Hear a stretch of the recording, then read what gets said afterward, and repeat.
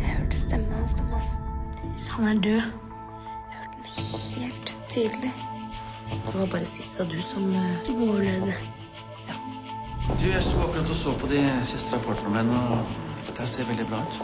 Du må bare slappe av litt.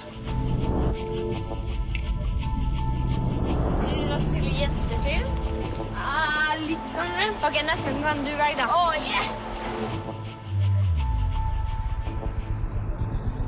Og dessuten så liker jeg det veldig. Du jobber med pappaen min, ikke sant? Han var stipendiat på det som vi den gang kalte for Audiologisk institutt. Han drev med noe som vi kalte for psykoakustikk. Det høres veldig rart ut, men det handler om lyd. Han var i USA i 3 år i Michigan. Du døde, ulykken. Du gjorde det. Jeg forstår at du tror det, og den eneste måten jeg kan overbevise deg, det er at vi møtes. Thomas, Ikke rør deg. Stå helt stille og bare se rett fram. Har du begynt å høre stemmene? Det har skjedd 2 ganger. Lov meg en ting, Thomas, og aldri fortelle det til noen. Hvorfor ikke? Fordi da er også du i fare. Gunna, Kemp Renaissance Group, KRG, et amerikansk firma som kjøpes opp i Norge.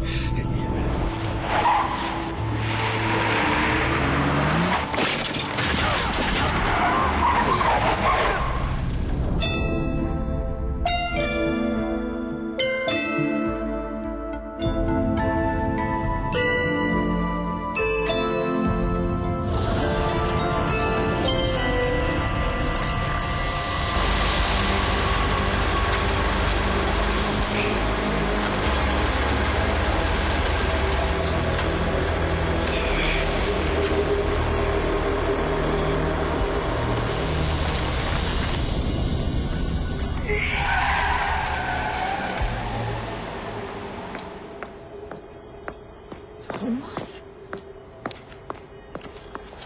Gå, vi må få deg opp. Går det bra? Ja. Sikker på det? Skal jeg hente sykkelen din? Den er jo helt... Den er vridd her, den.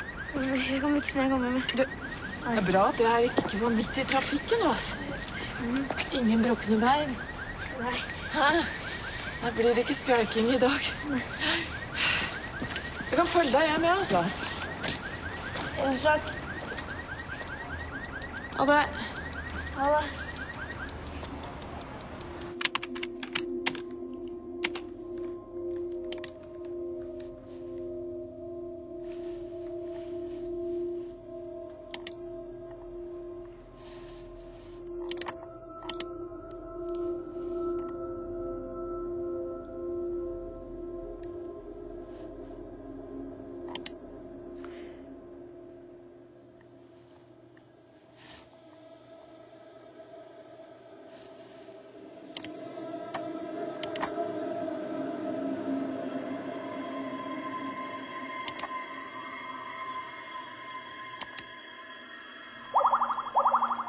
Attention, Thomas.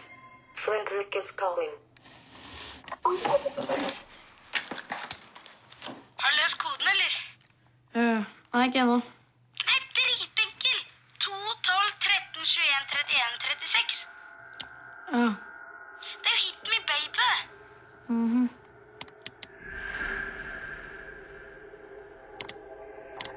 Det betyr at han drev med noe som vi kalte for psykoakustikk.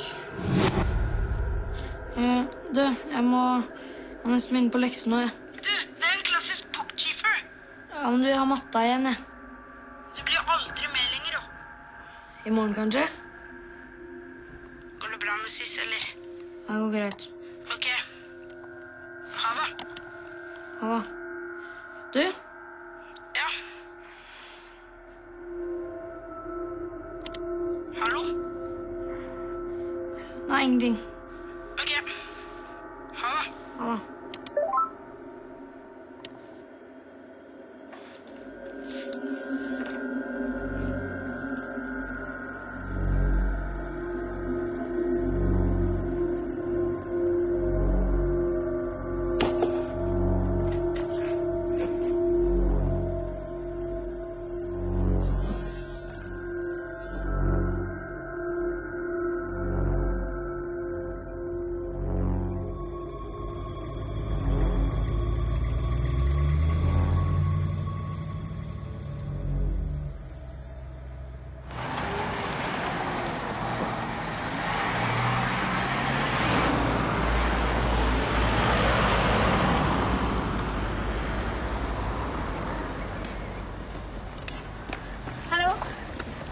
Hei.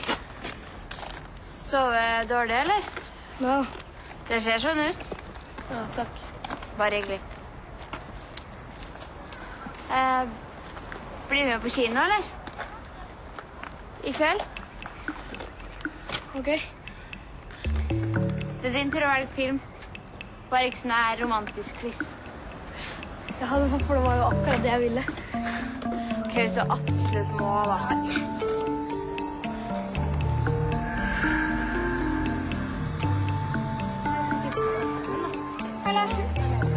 Hei. Hvordan går det søstera di? Jo, bra.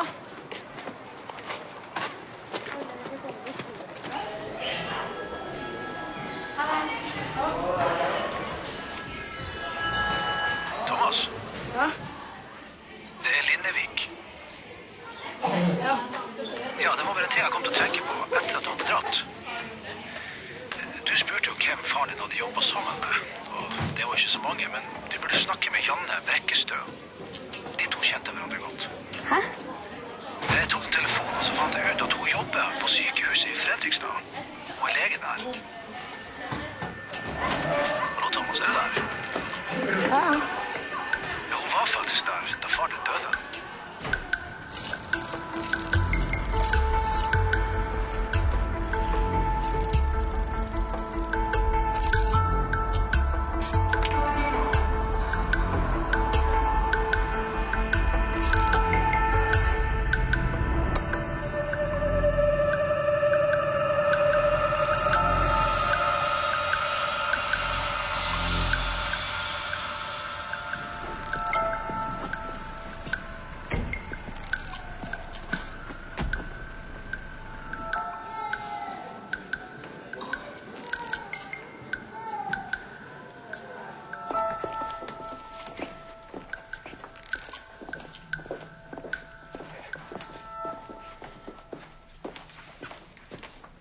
Du kjente pappaen min, ikke sant?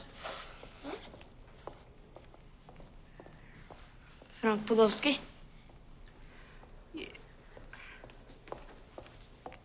Hvem er du? Thomas. Du var her da ulykken skjedde, ikke sant? Kan vi møtes utenfor?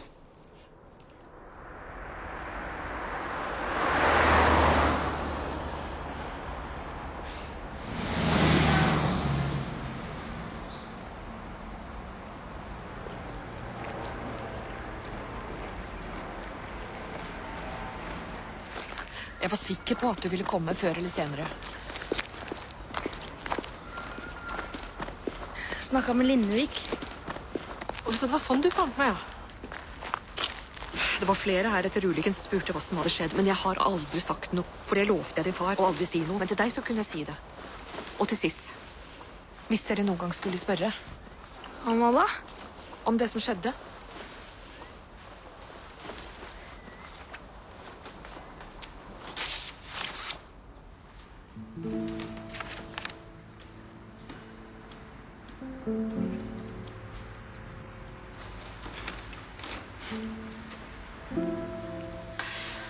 Jeg hadde akkurat kommet på vakt da vi fikk inn denne meldingen om en trafikkulykke ute på E6 ved Råde. Om en personbil som hadde kjørt av veien. Så 3 ambulanser ble sendt, og jeg var da med i den ene. Og vi forstod med en gang at Vera var ikke til å redde, og på grunn av kapasitetsproblem så valgte vi da å sende deg og Sis til Moss, mens Frank ble fraktet hit. Og det var kanskje akkurat den tiden vi trengte. Jeg var alene med bak i bilen. Han hadde en kraftig blødning i det ene låret, men det var ikke det som bekymret ham, for hele tiden så gjentok han det samme om og om igjen, at noen var etter han, at han var på flukt, og at jeg måtte hjelpe han å flykte. Han gjentok det samme om og om igjen. Så da vi kom til sykehuset, så erklærte jeg ham for død. Jeg fikk han inn i bilen min, jeg kjørte som en gal, jeg visste vel ikke hva jeg gjorde. Og da vi hadde kommet til svenskegrensen, så ba han meg om å stanse. Og det er siste gang jeg så. Faren min døde aldri i den bilulykken.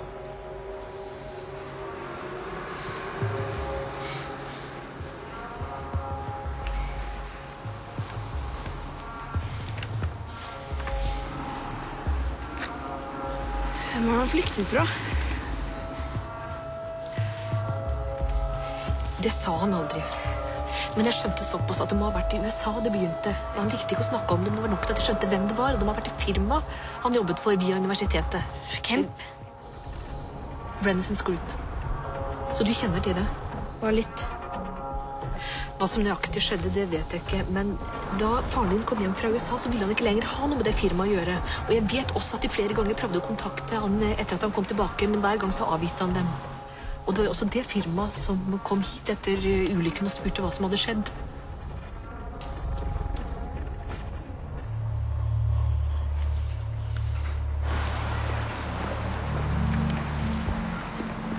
Hvorfor var dere etter han?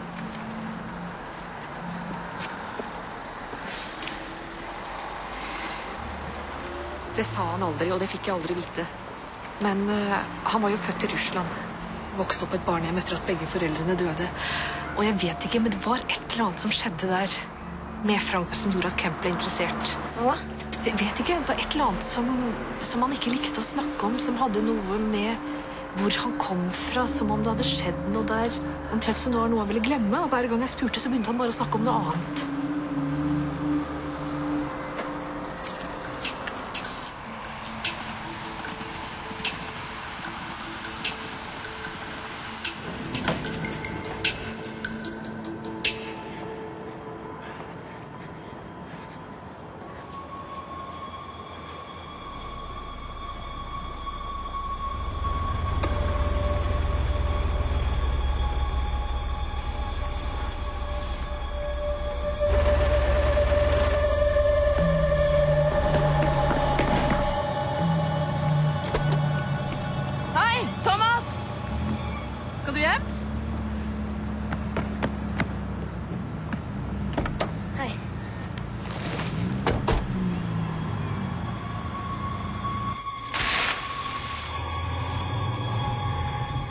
Akkurat leverte en kollega på flytoget, så det passet jo bra.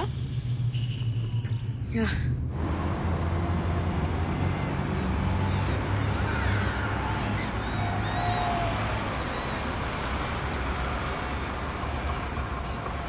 Sånn, ja.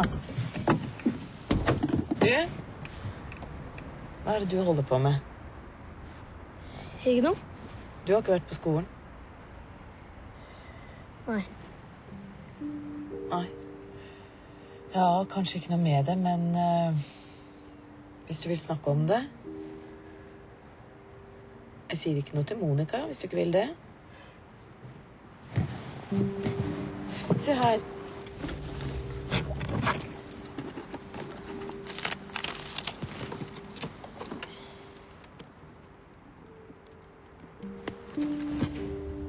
Og så ringer du hvis det er noe.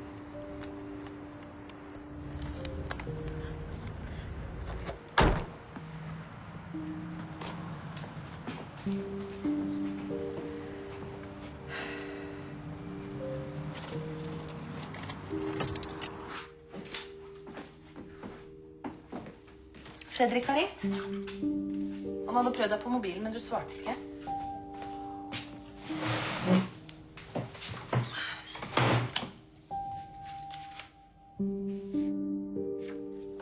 Ja? Hvor var det pappa ble født?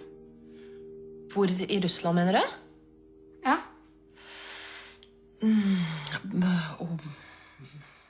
Borg et eller annet. Borg? Nei, det var noe mer. Men da må jeg nesten slå det opp, da. Skal vi se.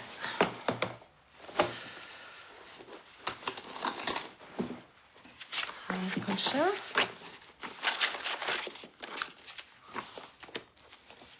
Så. Her. Her står det. Skal vi se. Orenborg. Orenborg heter det.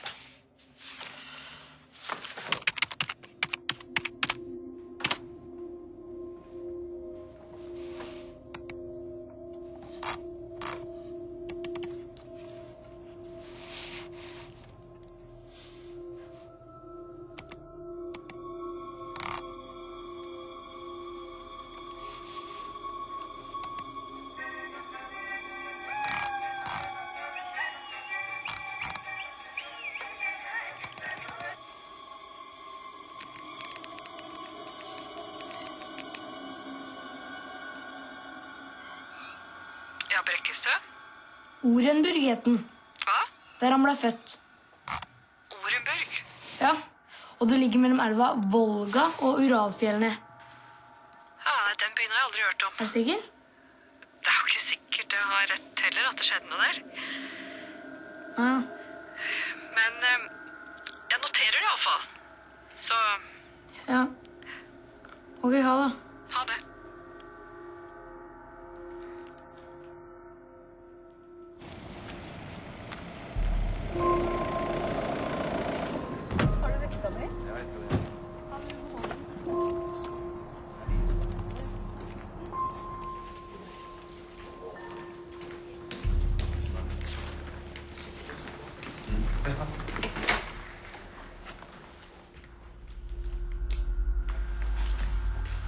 Hei. Prøvde å få tak i dere. Ja, hvor er Sis? Hun har byttet ro. Ja vel. Hva med meg? Thomas.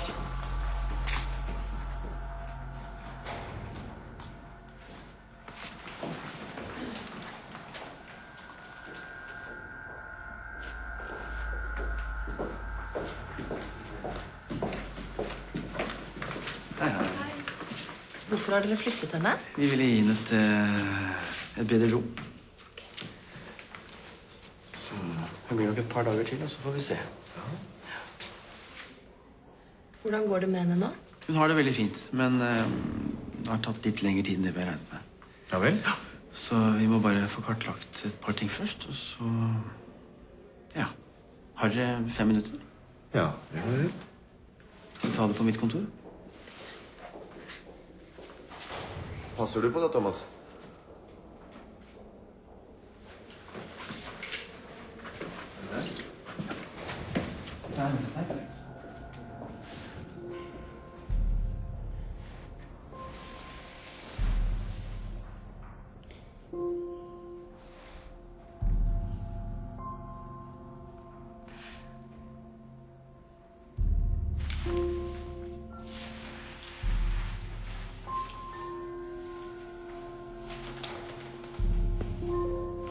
Sis.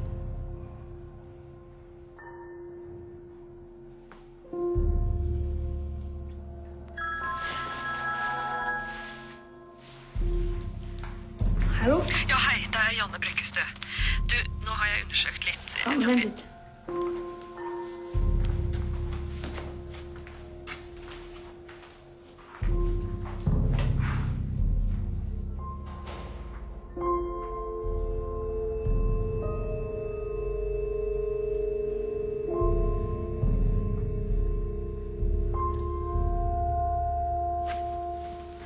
Ja, Etter at du sa navnet på byen, så begynte jeg å søke litt rundt. ok. Det var et atomprøvesprengningsfelt like ved byen. Visste du det? Først så fikk jeg bare opp de vanlige turistgreiene, men etter hvert, når jeg utvidet søket, så fant jeg det. I flere tiår så drev de med testing av atombomber der, ikke mer enn 20 mil fra byen. Jeg vet ikke, men det ble holdt hemmelig av myndighetene helt frem til bare for noen år siden, og det var kanskje det foreldrene hans døde av. Hallo? Thomas?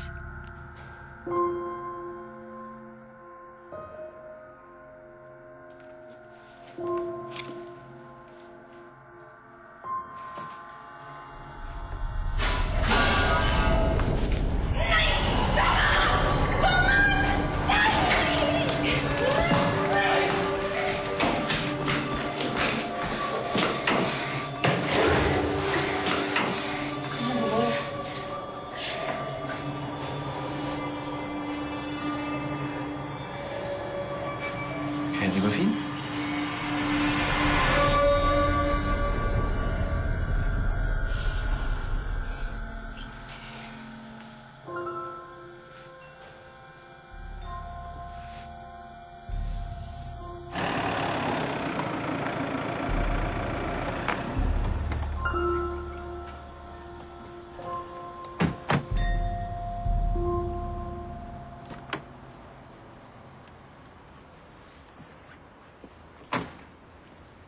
Hvor skal du?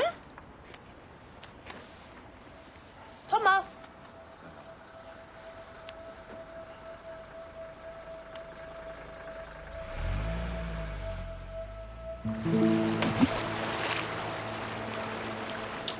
Hjelp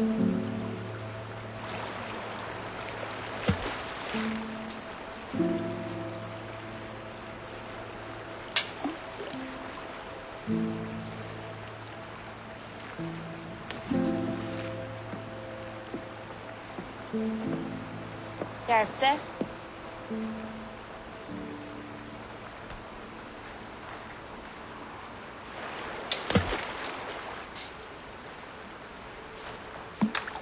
Jeg snakket med Lisbeth.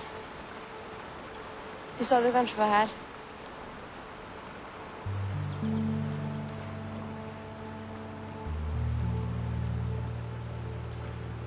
Da jeg var mindre, så drømte jeg alltid om å ha en bror. En sånn superbror som alltid var når jeg trengte hjelp.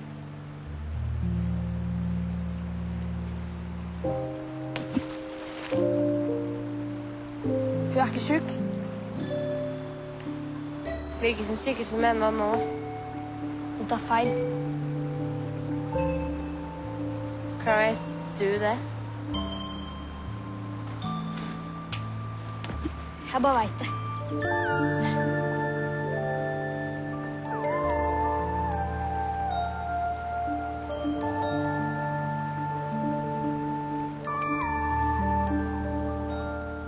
Hvor ofte treffer du faren din, da? En gang i halvåret, under frivillig tvang. Jeg smiler, og han kjøper alt jeg peker på. Hvor skilte de seg? Han fikk barn med Anna i. Da fikk du søsken, da. Som bor i Trondheim og er drittbortskjemt. Jeg vil ha en sånn bror som søstera di har. Oi, unnskyld. Faen, er du blind, eller?